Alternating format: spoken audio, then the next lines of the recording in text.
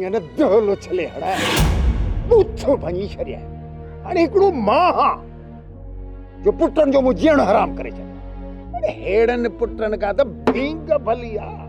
ॿूथा ॾिस ॿूथा अखियुनि में थरका थी ॾिस मोला न करे कंहिंखे बेदीदो ये पारा था छो थोड़ी हिन उमिरि में मां छा में जेको आहियां अण सुधरियल आहियां को कंहिंजो हक़ खाधो आहे या कंहिंसां का दगा कई आहे कंहिंखे बि फ़क़ीर धोखो हींअर कोन ॾिनो आहे इहो दरगाह ते वञी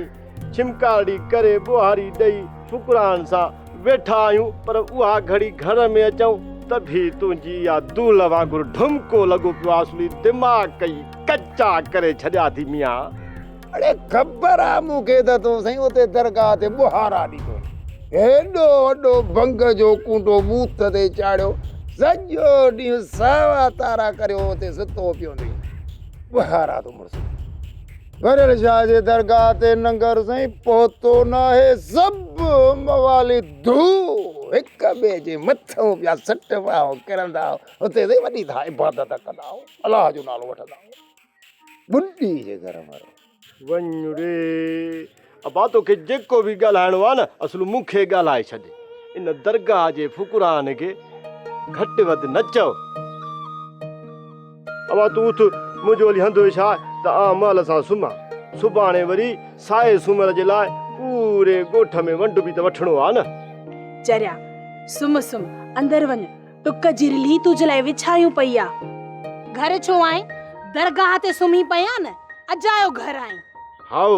जेकॾहिं न दरगाह ते मच्छर न हुजनि न त आउं बि पूरो महीनो न अचां हाणे सुबुह जो हीअं कजांइ जो हिन राणे खान खे बि गॾु वठियो वञे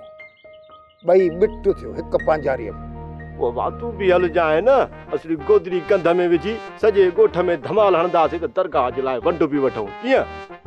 मां वांदो कोन आहे जो ॾह मां हलां